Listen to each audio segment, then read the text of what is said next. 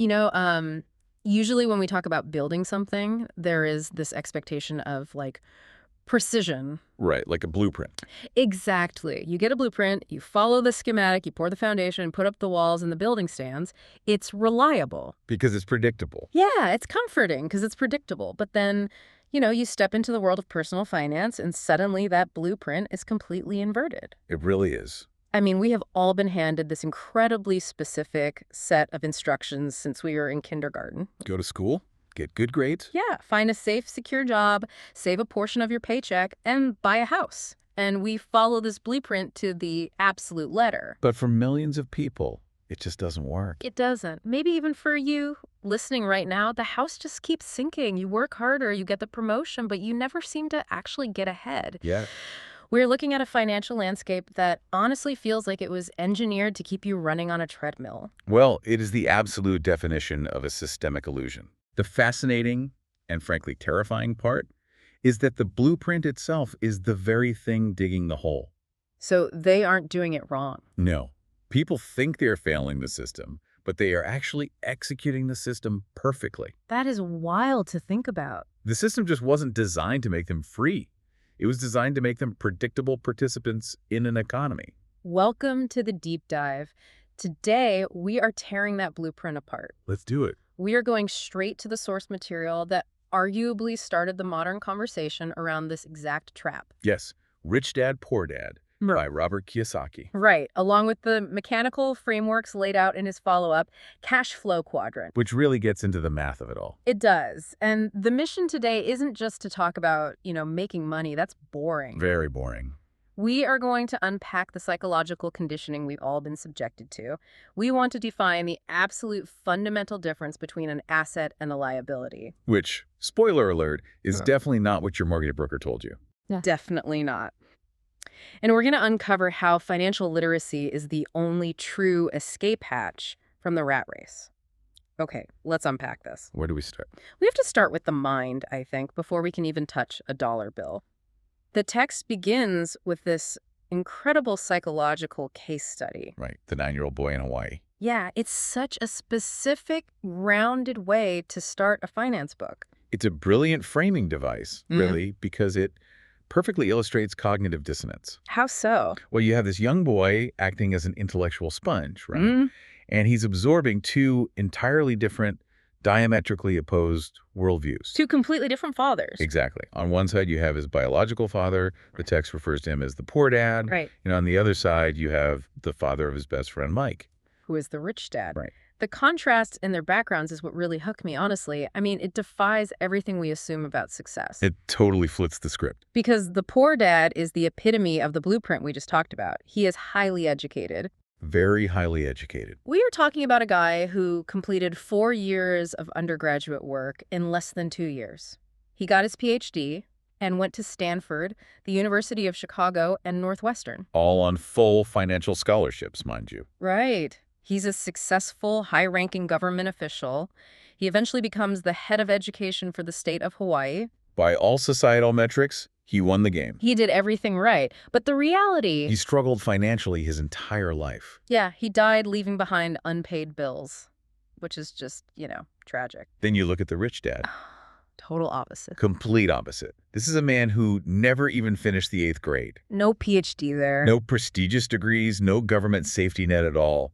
He started out struggling just as much as the poor dad, maybe even more so. But his trajectory completely diverges from the poor dad. Wildly diverges. Yeah. He built an empire and eventually becomes one of the wealthiest men in Hawaii. And he leaves tens of millions of dollars to his family, his church, and various charities. So imagine being a kid with these two massive, charismatic pillars of authority in your life. It would be incredibly confusing. Seriously, and they are handing you totally opposing life philosophies.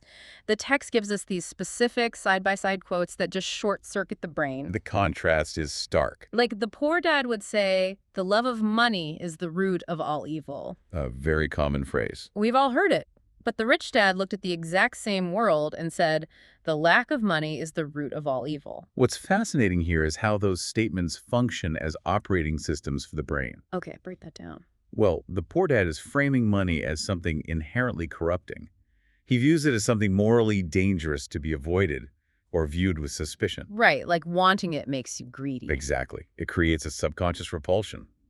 If money is evil, then accumulating it makes you a bad person. That makes total sense. You wouldn't want to be a bad person. Right. But the rich dad is looking at the empirical reality of poverty. He is framing the absence of money as the source of hardship. He sees it causing stress, crime, and familial breakdown. Yes. He strips the emotion out of it entirely. To him, it is just a tool. But I think the craziest difference wasn't just their philosophy. It was their actual literal vocabulary. The language they used every day. Yeah.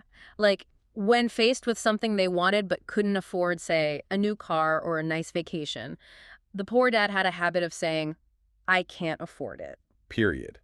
End of sentence. Exactly. But the rich dad completely forbade those words from being spoken in his house. He wouldn't allow it. If his son wanted something, he was forced to ask, how can I afford it? And if we connect this to the mechanics of neuroplasticity in psychology, it makes total sense. Really? Like on a brain level? Oh, absolutely. A statement like, I can't afford it, is a command to shut down. It's a dead end. You declare it a fact, your brain accepts the limitation, and the cognitive process ends right there. It lets you off the hook. You don't have to do any work. Exactly. You don't have to think. You don't have to work. You just get to be a victim of your current bank balance. It breeds profound mental laziness. Wow. But a question, how can I afford it, is a puzzle. Right, it demands an answer. It forces the brain, which the rich dad viewed as the ultimate supercomputer, to boot up and search for solutions. I kept thinking of it like a smartphone battery. Oh, that's a great analogy. Yeah, saying I can't afford it is like putting your brain in low power mode. Yes. It dims the screen, turns off the background refresh, and just tries to survive the day doing the bare minimum. It's just preserving energy. But asking how can I afford it is like opening a massive complex rendering app. Drains energy. It drains energy, it requires processing power, the phone gets hot, but is actually generating something new.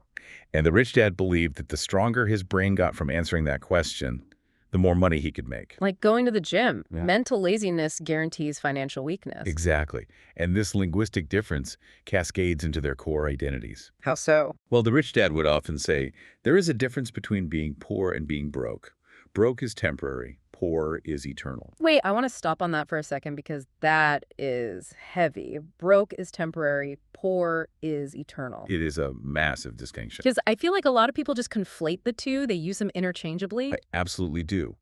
But it is about a state of identity versus a temporary point in time. Okay. Even when the rich dad suffered a catastrophic financial setback later in life, and I mean, he was technically flat broke. $0 in the bank. $0, heavily in debt, but he still referred to himself as a rich man. That takes some confidence. He would tell people, I'm a rich man, and rich people don't do this. He knew his mindset, his financial intelligence, was his primary untouchable asset. The money was just a reflection of his mindset that would eventually catch up again. Precisely. It was a temporary circumstance, not who he was. While the poor dad, who was pulling down a massive government salary, maintained the mindset of scarcity. He would say things like, I'll never be rich. He identified as someone who struggles. And so, no matter how much his salary went up, that prophecy became his reality. He would just find new ways to spend it and stress about it. Which is the perfect bridge to how this mindset dictates the physical reality of the middle class. Right. Because the poor dad's mindset is the exact psychological profile required to participate in the rat race. Which brings us to the first major shattering of the blueprint. The core thesis that dictates everything else we are going to talk about today. The big lesson. Yeah. The poor and the middle class work for money. The rich have money work for them. To understand why people work for money, we have to look at the emotional drivers. The text points out that most people's lives are forever controlled by two primal emotions, right? Fear and greed.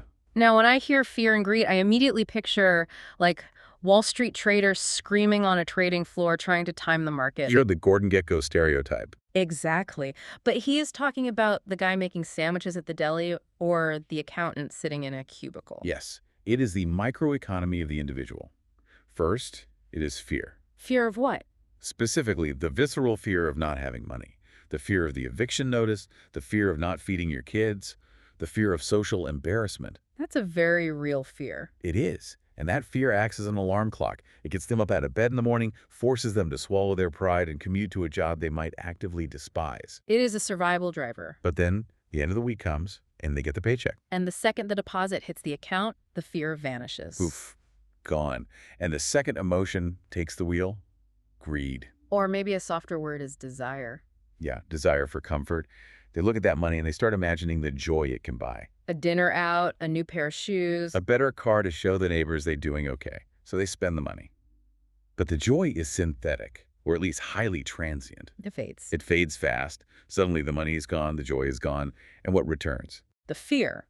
The bills arrive in the mail. Exactly. So they need more money for more joy and to hold off the fear, so they keep working. Fear gets them to work. Desire gets them to spend. Get up, go to work, pay bills. Get up, go to work, pay bills. Their emotions are doing the thinking. And this infinite loop is the rat race. That's the rat race. The source uses this incredible visual of a hamster in a wheel. I think we have all felt this at some point. Definitely. The hamster is running furiously, its legs are a blur, the wheel is humming, but come tomorrow morning, the hamster is still in the exact same cage. Doing the exact same thing. But wait, I have to challenge this model. Okay, go for it.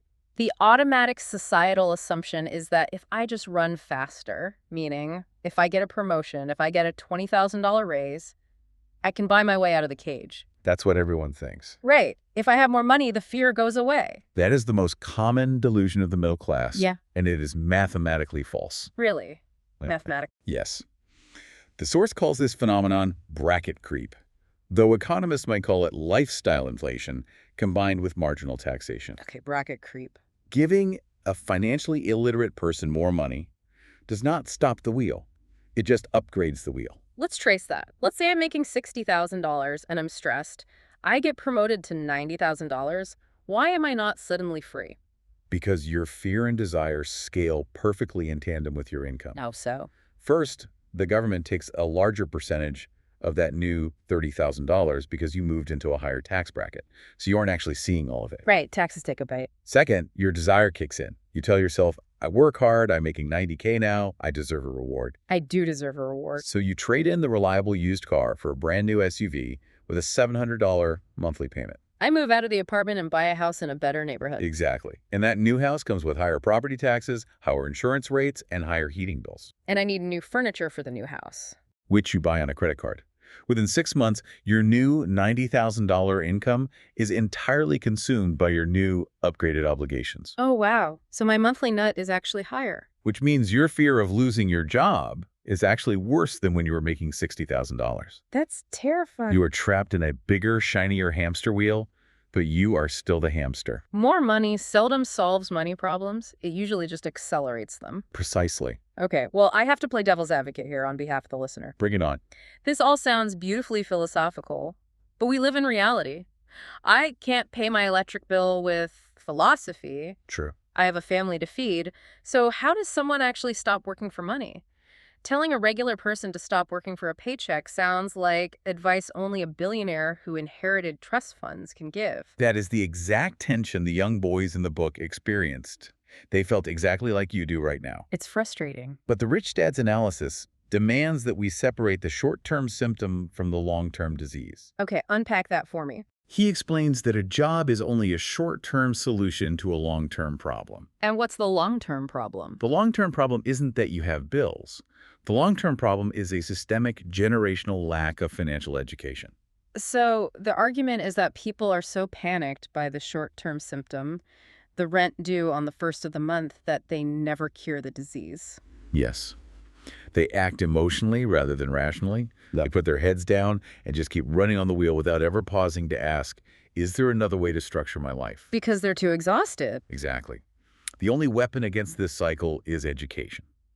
But here is the critical caveat. It is not the education you get in a classroom. Right, because traditional school teaches you how to be an exemplary employee. It trains you to follow the rules. It trains you to be punctual, follow instructions, and specialize in a task. It teaches you how to be an amazing structural engineer, a great graphic designer, or a meticulous accountant.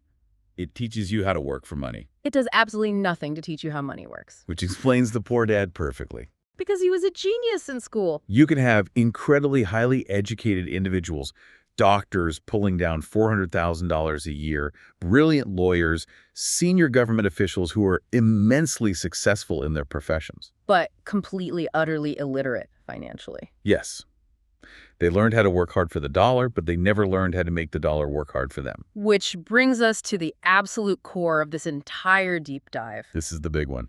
If we are going to escape this fear-driven cycle, we have to fundamentally alter our financial vocabulary.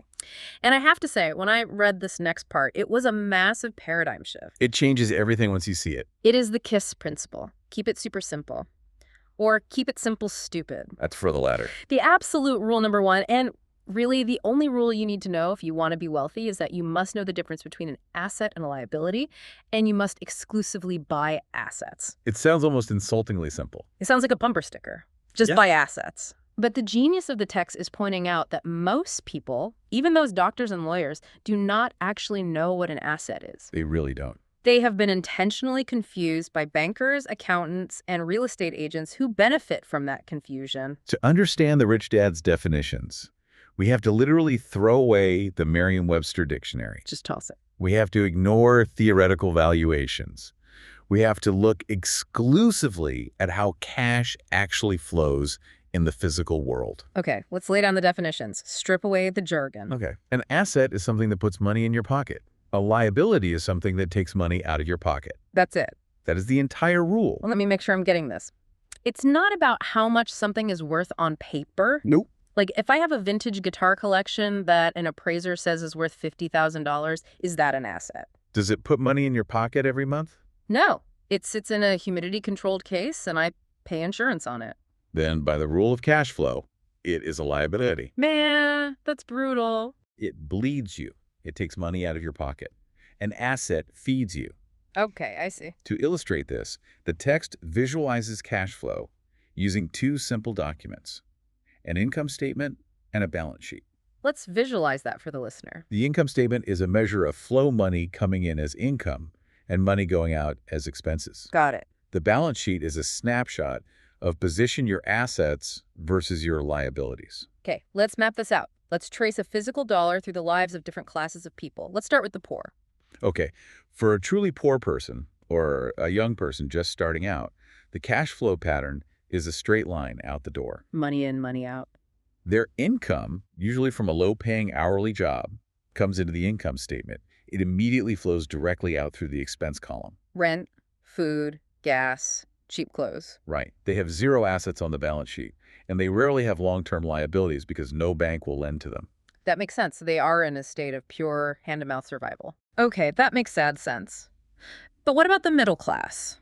Because this is where the trap really springs shut. This is where the illusion lives. The cash flow pattern of the middle class is tragic because it aggressively mimics the appearance of wealth. Mimics wealth. That's a great way to put it. Their primary income comes from a solid salary, but instead of buying assets, they buy liabilities that society has told them are assets. They buy liabilities they think are assets. Let's drill into that. So the money comes in as a hefty salary, say $10,000 a month. Nice chunk of change. Immediately, it flows down to the balance sheet, but it goes straight into the liability column. What are they buying? They buy a massive mortgage. Yeah. They finance 2 new cars. They take out a loan for a boat. They max out credit cards on a luxury vacation. And what is the fundamental nature of a liability? It takes money out of your pocket. Precisely. It generates recurring expenses. Yes. The mortgage generates a $3,000 monthly payment. The car loans generate an $800 payment plus high insurance premiums. The boat generates docking fees and maintenance. The credit cards generate interest payments. So the cash flows from their job down into their liabilities and is violently forced right back out the expense column of their income statement. They are bleeding cash at an incredible rate. But because they're driving a BMW and living in a 4,000 square foot house, their neighbors think they are rich. They are essentially indentured servants to their own lifestyle. That's exactly what they are. Now, contrast that with the cash flow pattern of a wealthy person. How does the dollar move for them? The rich person focuses entirely, almost obsessively, on the asset column. Right. They acquire real estate that produces monthly rental checks. They buy stocks that pay quarterly dividends. They hold bonds that pay interest. They write a book or software code that pays royalties. So where does their cash flow start? It doesn't start at a job. Oh, right. It starts in the asset column on the balance sheet, and it flows up into the income statement as income. The asset column is literally printing the money for them. Yes, their assets generate enough passive income to pay for all their expenses. And that's the dream. The moment the income from your assets is greater than your living expenses, you no longer need a job. But wait, we have to stop here. We cannot proceed without addressing the elephant in the room. I know what you're going to say. This is the part of the text that caused an absolute uproar when the book was first published. People were so angry. Here's where it gets really interesting. The rich dad looks at his son and says, "Your house is not an asset. It is a liability." And this is the moment where millions of middle-class readers threw the book across the room. I mean, I wanted to. It feels almost un-American. It challenges everything we're taught. A house is the American dream. It is a forced savings account. My parents told me renting is throwing money away and buying a house is the smartest investment you can make. Everyone says that. Every banker on earth will list your house as an asset on a loan application. How can he possibly defend the idea that a house is a liability? It provokes a highly emotional, defensive reaction because it attacks the foundational bedrock of middle-class identity. It feels personal. The text explicitly notes that when it comes to money, high emotions tend to drastically lower financial intelligence. You stop thinking logically. People stop thinking and start reacting. But the rich dad just calmly points a finger back to the simple definition on the napkin. Does it put money in your pocket or take money out? Okay, let's be clinical about it. If I live in the house, it takes money out every single month, without fail. Let's list the outflows. You have a mortgage payment, largely going toward interest in the early years. Sure. You have property taxes, which are essentially rent you pay to the government forever. Yeah. You have homeowner's insurance. Maintenance. The roof leaks, the furnace dies, the driveway needs paving. You have utilities. It is a giant physical vacuum taking cash out of your pocket every 30 days. It generates continuous expenses. Therefore, structurally, by the undeniable rule of cash flow, a primary residence is a liability. But wait, what if the value of the house goes up? I buy it for $300, and 10 years later it's worth 500 pairs. I made 200K. That makes it an asset, right? The rich dad argues that assuming an appreciation in market value is a speculative gamble, not an asset strategy. A gamble. And more importantly, what happens when the value goes up? Your property taxes usually go up. Yeah, true. And even more dangerously, what does the financially illiterate homeowner do when they see that $200 in equity? They take out a home equity line of credit, a HELOC. Exactly. They borrow against the house to pay off their high-interest credit cards. Yeah. Or to remodel a kitchen, which just extends their debt horizon for another 30 years. They turn the illusion of wealth into a very real, very heavy chain. Now, the source is very careful to clarify a massive nuance here, which critics often miss. What's that? Robert Kiyosaki is not saying, do not buy a house. He is not advocating that everyone lives in a rented tent. Right. He acknowledges that owning a home is generally better than nothing, mostly because it enforces a crude form of financial discipline on people who otherwise couldn't save a dime. Yes. What he demands, however, is that you possess the financial literacy to call the house what it actually is, a liability. So you just have to be honest about it. The danger is when you believe a liability is an asset, because you will pour all your available capital into it, leaving nothing to acquire actual cash-producing assets. The order of operations is what matters. Exactly. The middle class way is get a job, save a down payment, go into massive debt for a house, and then struggle to pay for it with your own blood, sweat, and future labor. Which is exhausting. So what is the rich dad's way? The rich way is, I want a bigger house. So first, I will use my capital to buy an asset, say a small apartment building or a piece of commercial real estate. Okay. That apartment building generates $2,000 a month in positive cash flow. I then take that $2,000 and use it to pay the mortgage on my new big house. The asset buys the liability. Yes. That is brilliant. The middle class buys luxuries with their own sweat.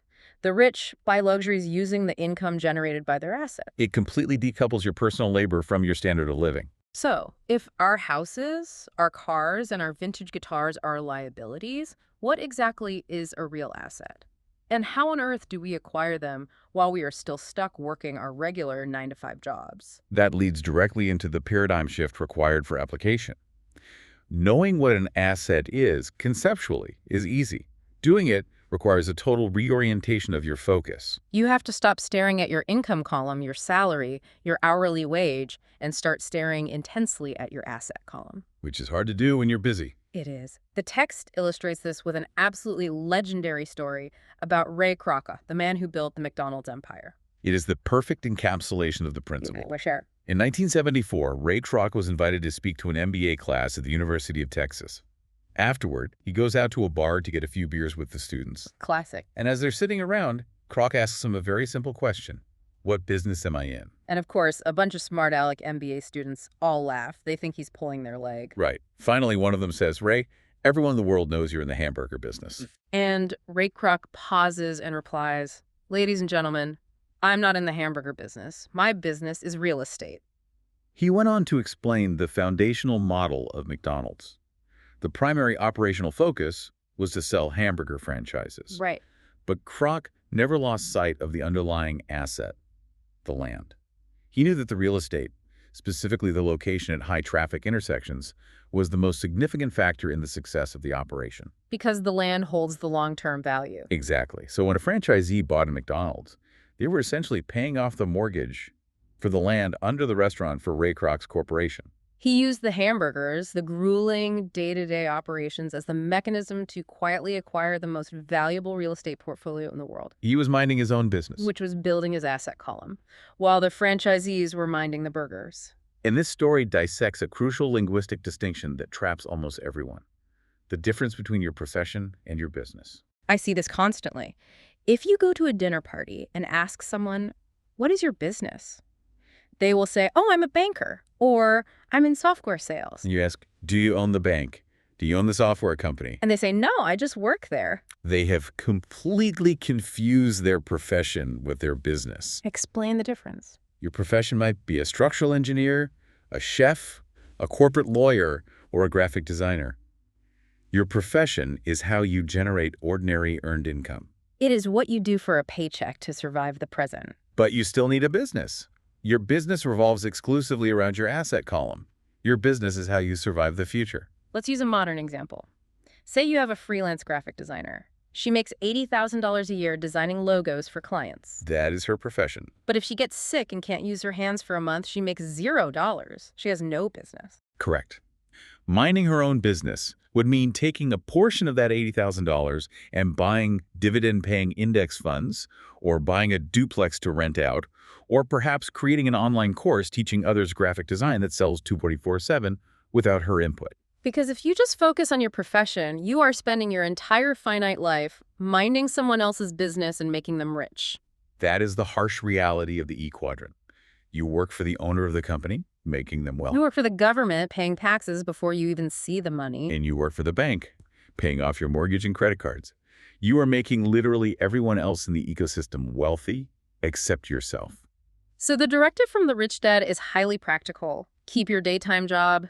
Be a great, hardworking employee. Do not quit in a blaze of glory. Please don't. But simultaneously, start minding your own business by ruthlessly building that asset column. So what constitutes a real asset in this framework? The text gives a very specific, actionable list. Walk us through it. It defines real assets as falling into a few specific categories. First, businesses that do not require your physical presence. Meaning you aren't the one running the cash register. Right. You own them, but they are managed or run by other people. Mm. If you have to work there, it is not a business. It has just become your second job. Okay, what else? Second, stocks. Third, bonds. Fourth, income-generating real estate. Fifth, notes or IOUs. Debt that people owe you. Yes. Sixth, royalties from intellectual property like music, scripts, software patents, or books. And finally, anything else that has value, produces a steady income or appreciates reliably, and has a ready liquid market. So to reiterate, a brand new truck that loses 25% of its value the second its tires touch public roads. Not an asset. No. A $2,000 set of golf clubs sitting in the garage. Not an asset. No, those are personal effects, which are effectively liabilities because they depreciate and require maintenance. So treat your money differently. The rich dad treated every dollar that entered his asset column like an employee. I love that visual. Once a dollar was hired into the asset column, it was never allowed to leave. The best thing about a dollar in the asset column is that it works 24 hours a day, it doesn't need sleep, It never asks for a union break, and it can work for generations. That completely shifts the goalposts of success. It really does. Because if we aren't using our job title or our salary to measure how wealthy we are, what metric do we use? How do I know when I've made it? If we connect this to the bigger picture, the text introduces a concept from Buckminster Fuller. The legendary architect and systems theorist. Exactly. Fuller had a very specific mathematical definition of wealth. He said wealth is absolutely not your net worth. Which is funny because net worth is all anyone talks about. He has a net worth of $2 million. Why is net worth a bad metric? Because net worth is usually padded with non-cash producing junk based on subjective opinions. People include the appraised value of their house, their cars, their furniture, their jewelry. But if the economy crashes and you lose your job and you have to sell those personal assets to survive, you usually get pennies on the dollar at a fire sale. That's true, you're not getting full price for a used sofa. And if you do manage to sell an investment property, you get hit with massive capital gains taxes. So net worth is often literally worth less than the paper it is printed on. Okay, so if net worth is an illusion, what is Fuller's definition? Fuller defined wealth as survivability. He asked a stark question. If I stopped working today, how long could I survive? It is a measure of time, not just static dollars. Exactly. I love that. Wealth equals time. Let's do the math on that. Let's say my monthly living expenses, rent, food, insurance, are $3,000 a month, and I have $9,000 in a savings account. Okay. Under Fuller's definition, my wealth is exactly 3 months. I have 90 days of survivability before I starve. It shows exactly how fragile you are. But the true goal of financial intelligence is to achieve infinite wealth through your asset column. How does that look mathematically? Wealth is the measure of the cash flow from the asset column compared directly with the expense column. So if my monthly expenses are $3,000 and my assets, let's say a combination of rental property income, stock dividends, and a royalty from a book I wrote 10 years ago, are generating $3,100 a month in cash flow. Then you are wealthy. Just like that. Because at that exact moment, you are infinitely survivable. Your money is making enough money to cover your baseline existence in perpetuity. You are entirely independent of a wage. You are financially free. Wow. Now, if you want to increase your expenses, say you want to buy a luxury car, you first have to acquire more assets to increase your cash flow to cover the new car payment. But your survival is secure. That is the crossover point. But as you begin minding your own business, buying properties, generating this wealth, you inevitably run into the system's biggest, most aggressive bully. Oh yeah, the final boss. The entity that is legally empowered to take as much of your money as you allow it to? Yes, taxes.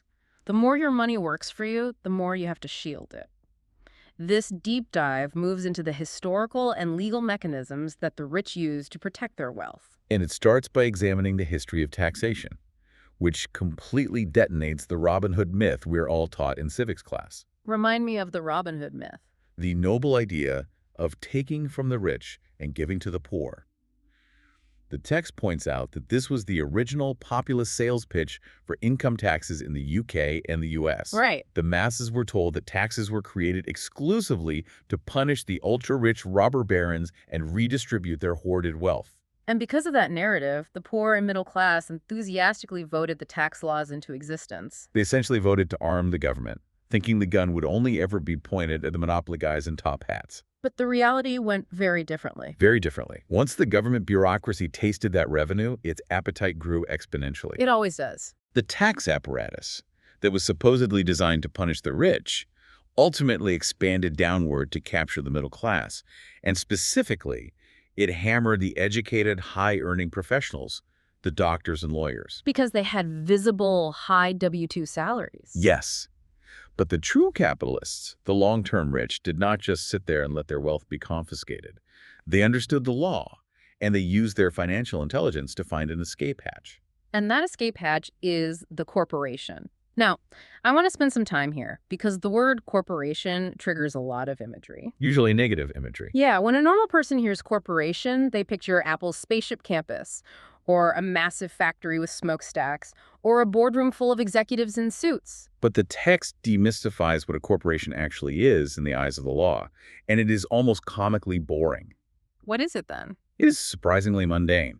The text describes a corporation as merely a file folder with some legal documents inside, sitting in a filing cabinet in some attorney's office, registered with a state government agency. It's just a folder. It is not a physical building. Mhm. It is not a collective of factory workers.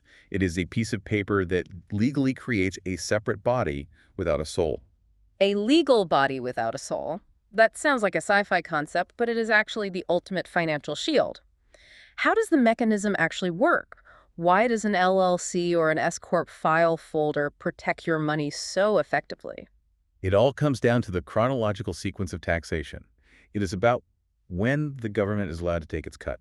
Okay, walk me through the timelines. Let's look at the employee, the person without a corporation first. An employee works, earns a salary, gets taxed on that money, immediately, literally pull out of their check before they even touch it, and then they try to survive and pay their bills on the leftovers. The sequence is earn, get taxed, spend. The government always takes the first bite of the apple. If you make $100,000, you only ever see $75,000. That hurts to think about. Exactly. But a corporation operates on an entirely inverted sequence. A corporation earns money, spends everything it legally can on pre-tax business expenses, and is then taxed only on the net income that is left over. So the sequence is earn, spend, get taxed. Yes. Let's visualize that. Let's say my corporation earns $100,000. Okay. Before I pay a dime in taxes, the corporation buys the CEO me a computer. It pays for my internet. It pays for my business travel to a conference in Hawaii. It pays for dinners with clients. It buys a company car. Exactly. Let's say all those legally deductible expenses add up to $80,000. The corporation is only taxed on the remaining $20,000. Wow. That is the massive systemic advantage. It is the biggest legal loophole in the system, and it is entirely legal, written into the tax code by the rich for the rich. So the rich control everything through corporations, but personally, on paper, they own nothing. Exactly. If someone tries to sue a wealthy individual, they run into layers of corporate legal protection and find the person is technically poor on paper, with no personal assets to seize. The poor and middle class, meanwhile, try to own everything in their own personal names, inflating their egos, and lose it to the government in taxes or to lawsuits. It's a completely different rulebook. So, by understanding these legal structures, the rich aren't just protecting money, they are actively playing a different game. Which leads to one of the most provocative ideas in the book, the rich dad's assertion that money is not real. He tells the boys that money is just an agreement. Since the abandonment of the gold standard, money isn't backed by anything physical. It's basically trust. It is backed by the full faith and credit of the government. It is an illusion. And the rich dad argued that the more real you think money is, the harder you will physically labor to get it. But if you can grasp the idea that money is not real, that it's just a shared illusion or a flexible system of agreements, you can essentially invent it. He calls it inventing money. In the information age, wealth isn't mined from the earth. It is created instantaneously from nothing but ideas, spotting inefficiencies, and structuring agreements. The text provides a very concrete, heavily detailed example of this to ground the theory. The author details a specific real estate transaction where he essentially created $190,000 out of thin air. And we should walk through the mechanics of that deal, because it shows exactly how financial intelligence bypasses traditional banking. Let's trace every single dollar, set the stage. What was the market doing, and what did he do? The economy was in a terrible recession. The real estate market had crashed. A friend of his was desperate to move and had a house that was previously worth much more, but was currently valued at about $100,000. Okay, so a motivated seller. Very motivated. The friend owed $80,000 on his existing mortgage. He was bleeding cash and just wanted to get rid of the house so he could move. So the author agrees to buy it. But he doesn't go to a bank for a loan? No, and he doesn't use a massive pile of his own cash. He buys it subject to the existing mortgage, meaning he just takes over the monthly payments the friend was making, and he gives the friend a $5,000 down payment to walk away happy. Okay, stop there. So he acquires control of an asset worth $100,000 for only $5,000 out of pocket. But wait, he didn't even use his own $5,000, did he? No, he borrowed the $5,000 from another friend as a short-term personal loan for 90 days. So his personal capital invested in the deal is literally $0. Literally zero. He controls a $100 K asset with zero money. What's the next step? The market was tight, and traditional bank loans were hard for regular people to get. So he puts an advertisement in the local paper offering the house for sale for $90,000, but with a massive hook. No bank qualifying. He was offering to be the bank for the buyer. It sold almost immediately to a buyer who had a good job but terrible credit and couldn't get a traditional mortgage. So how does the math work on the exit? The author charged the new buyer a $4,000 processing fee or down payment. He took $4,000 from the buyer, added $1,000 of his own money temporarily, and paid back the friend he borrowed the $5,000 from. So he is clear of his short-term debt. Now, he creates a legal document, a promissory note for $90,000. The buyer owes him $90,000. But the author still owes the original bank $80,000 on the original mortgage. So he created a $10,000 spread, a $10,000 IOU that the new buyer has to pay him over time, with interest. Because the buyer pays the author pays the bank, and the author pockets the spread. Exactly. He took roughly 30 hours of actual work to put this agreement together. He then repeated this process multiple times over a few years, eventually creating $190,000 in notes, IOUs, sitting in his asset column. For a few dozen hours of work, he creates $190,000 in assets. And here is the kicker with the tax law. Because it's technically paper debt, a promissory note, he pays no taxes on the lump sum until it is actually paid off. This is what the rich dad meant by inventing money. He didn't dig it out of a mine. He structured a legal agreement between a motivated seller and an unbankable buyer. And the most important analysis here is the barrier to entry. Anyone with a high school education could understand this. The math is simple addition and subtraction. The legal process isn't overly complex. Any real estate attorney can draft a promissory note. So this raises a massive, glaring question. What's that? If the math is so simple, if the legal tools are available to anyone, why is the middle class still struggling? What stops an intelligent person who reads this book, knows this information, from actually executing it in the real world? Because knowing the mechanical spreadsheet of money is only half the battle. The other half, the much harder half, is the psychology of investing. The mindset again. The text identifies 5 major roadblocks that stop even financially literate, highly educated people from succeeding. We are moving out of the spreadsheet and into the human mind. The 5 roadblocks are fear, cynicism, laziness, bad habits, and arrogance. Let's tackle fear first. Okay.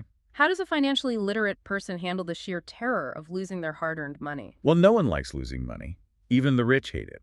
But the text quotes Fran Tarkenton, the Hall of Fame NFL quarterback, who said, "Winning means being unafraid to lose." That's a great quote. The psychological analysis here is that failure inspires winners, but it utterly defeats losers. Most people play the game of life not to win, but simply to avoid losing. They are so terrified of losing a $5,000 investment that they never take the risk that could make them financially free. They play it safe. They buy a massive house, which we've established is a liability that bleeds them dry because it feels safe, but they won't buy a duplex because it feels risky. If a financial loss makes you throw temper tantrum, or if it paralyzes you with anxiety, then yes, you should stick to the safe path of mutual funds and a pension. Right. But if failure inspires you to analyze what went wrong, adapt, and get smarter for the next deal, you have the psychological makeup required to be an investor. Okay, the second obstacle is cynicism. And this one is my favorite because it is so incredibly common. Oh, we all know cynics. The author talks about the noise of the cynic. He tells a friend about a great real estate deal, an apartment building that will generate strong cash flow, and the friend immediately shoots it down saying, "I don't want to fix toilets at 3 a.m. The infamous toilet excuse. Yes, I thought about this, and it is like refusing to buy a literal goose that lays golden eggs because you complain, well, I don't want to clean up goose poop in the backyard. You are making the goose poop more important than the gold. Exactly. The rich dad had a great maxim for this. Cynics criticize and winners analyze. How does the cynic operate? The cynic focuses exclusively on the toilet. They let their unexamined doubts and fears close their minds. They say, what if the tenant wrecks the place? What if the market crashes next week? What if I get sued? And the winner? The winner analyzes the situation to mitigate the risk. The winner says, I don't want to fix toilets at 3 a.m. either. So I will factor a 10% property management fee into my spreadsheet. I'll hire a professional to fix the toilets, and I will still sit at home and collect the positive cash flow. Analysis opens your eyes to structural solutions that criticism blinds you to. It really does. It is so true. Yeah. We all have that one friend at the bar who can eloquently tell you exactly why every single business idea will fail. And usually that friend is broke. Obstacle number 3, laziness. But the text doesn't define laziness as just lying on the couch playing video games all day. No, it points out that the most insidious common form of laziness is staying busy. Busy being lazy. People stay incredibly busy at work, busy taking the kids to 3 different soccer practices, busy meticulously maintaining their lawn, busy answering emails at 9 p.m. And they use this busyness as an excuse to avoid confronting the things they know they deeply need to do, like taking charge of their financial education or analyzing their spending I'm habits. too busy to look at my portfolio right now. And the cure the source prescribes for this busyness laziness is highly controversial. It says the cure is a little bit of guilt-free greed. Tuning your brain into the radio station WII-FM. What's in it for me? We are so heavily conditioned by society, by religion, by our parents to feel deeply guilty about wanting things. Don't be greedy, think of others, be happy with what you have. But the text argues that without a little spark of greed, the visceral desire for a better life, the desire to be free of a toxic boss, the desire to travel the world without checking a bank app, there is no progress. You have to ask yourself, what would my life actually look like if I never had to work again? You have to stoke that internal fire to beat the inertia of the daily grind. Which brings us to the fourth obstacle, bad habits. And this introduces a behavioral principle that sounds completely counterintuitive, almost reckless, compared to everything we are taught about being responsible adults. Yeah. The habit of paying yourself first. A very famous concept from the book. I am going to push back hard on this one because this stressed me out just reading it. Most people, the poor dad included, pay their bills first. Of course. You get your paycheck, you pay the mortgage, you pay the electric bill, you pay the Visa card, and whatever crumbs are left over, which is usually nothing, you put into a savings account. You pay everyone else first, and you pay yourself last. But the rich dad engineered his habits differently. He paid himself first. He put money into his asset column before he paid his taxes, before he paid his mortgage, before he paid his creditors. So what does this all mean? How does that work in reality? What happens if you take $500 for your asset column and now you come up short on the rent? The bill collectors are calling, the government is sending threatening letters. Doesn't that just make you a deadbeat? It sounds wildly irresponsible. Here is where the psychology of pressure flips. If you pay yourself last and you come up short on money to invest, what do? Nothing, probably. You feel no pressure. You just sigh and say, oh, well, I guess I can't buy any assets this month, maybe next month. There is no catalyst for change. You just accept it. But if you pay yourself first and suddenly you don't have enough to pay the electric bill, the pressure becomes acute.